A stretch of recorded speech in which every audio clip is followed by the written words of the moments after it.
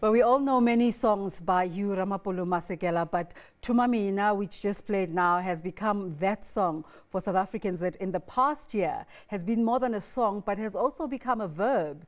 Today marks a year since the legendary musician's death. He's one of those public figures where not a lot of prompting is required to bring his memory to life, but we're going to try with the help of his good friend and business partner, Peter Tladi. Thank you so much, Peter, for making the time this morning. So shortly after his passing, the President of the Republic then uses Thuma Mina to rally South Africans to stand up. What are your thoughts about that in terms of recognizing his legacy? I think that's a good thing.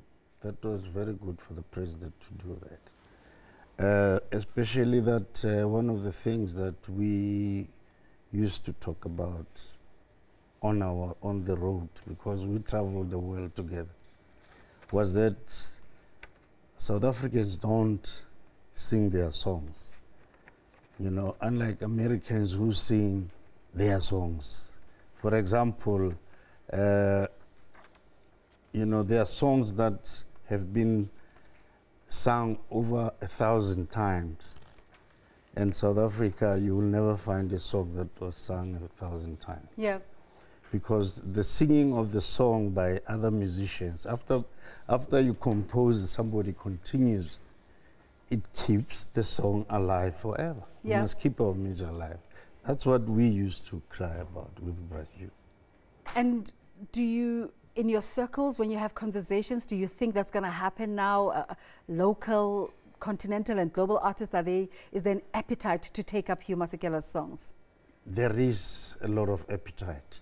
Not only singing them, but also filming them. Yeah. There's more films that have been influenced by Hugh's songs.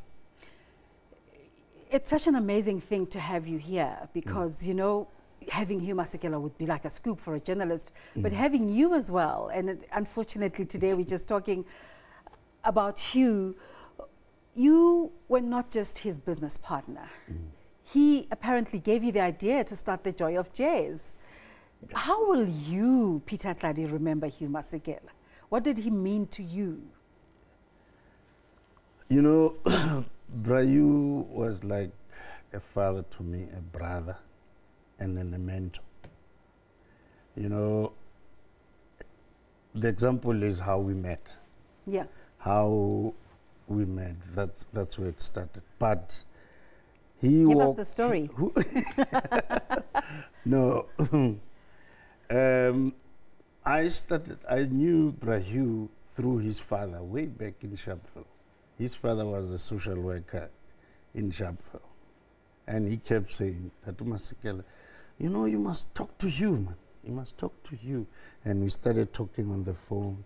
And then I was working at Doke House then, and he would send me another message story on its own. And send messages to his father to do that. But one day, he came in. He used to come to my house, finish a bottle of brandy there or whiskey, and we sit, we talk. Yeah. But this time he came and said, you know what, Peter? I want you to manage me. Oh, wow. Just like that. I said, Brian, did you think you're crazy? I can't manage. Giants are no. I will teach you how to manage me. And he did. Oh, wow. He taught me how to manage him. Not only him. Because public perception is that Hugh Masekela was ungovernable. Yeah. But at one point, he used to be like that. Yeah. And many times along the route, I would say, hey, what have I done to myself? I know. But eventually things But you achieved amazing things. I achieved amazing things. You know, Brayu had 3 friends. There's John Sterling and Stuart Levine. John Sterling was in England, Stuart Levine in Los Angeles. And they kept phoning me to say, hey, cancel all Hugh's shows. That was December. And December, it's a lot of business. Cancel them, push him, get him to come to England. We want to clean him up. Yeah, They kept pushing. I've never seen such friends. They did that. Eventually I agreed to go. And when he came back... When was this? That was... what year was it? Because then when he came back, he put together, you know, the organization for musicians. Yeah, I would I won't remember that, but that happened. Yeah. And then when he came back... And that was the game changer. Which was a game changer. When he came back, it was like another Hugh, on another level. And you know, in Europe, most of the promoters, they didn't want him before because he was a difficult person. It's so important what you're saying, because we see now, both in the creative space, in music and in soccer, that, you know, the talent sometimes gets off track. And what you're saying is it's important to have people who can say, let's hold your hand, we recognize what you can contribute, and here's what we can do to help. And those three people, that's myself, Stewart and John Sterling, we pulled him out. And we did amazing things after that. You know, came to that song that he did with Don. Yes. Yeah. You know, but he's had so many collaborations. Thandiswa Mazai was writing in a publication the other day about how they came together to put the song Tendai, even though she makes a joke about how they were body shaming, but hey, it gave us so much joy. Yeah, that was Hugh. Yeah. He would be serious about something, but tell you in a more joking manner. You know, for example, I remember him calling me at the airport. We're at the airport, and I like to wear clothes with things here, you know. And he said, "Peter, you look like a billboard. you must change your style." That's you. But he was actually telling me, you must stop. Yeah. Because he would never put anything that's with the name. And he became to be the only artist you ever managed. No, I have managed quite a lot of artists. Okay. From Abdullah Ibrahim, Jonas Gwangwa.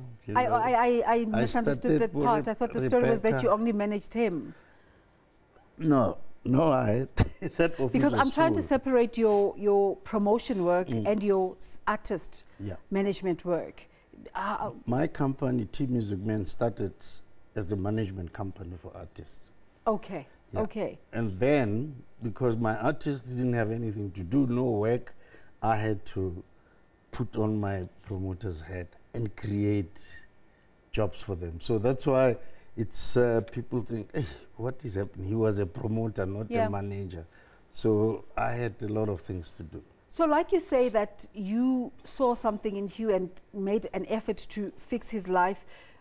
What is it about the Peter Tladi touch? Because the artists you're mentioning now that you also manage are all huge and massive artists. What did you say? The artists that you manage are such big artists. Yeah. What is it about Peter Tladi that creates that magic? I think maybe because I was an artist myself. I was a playwright, I was a singer when I was growing up. That's why I ended up at Dockey House to go to school. I studied music there at Dockey House under Blight Bichan.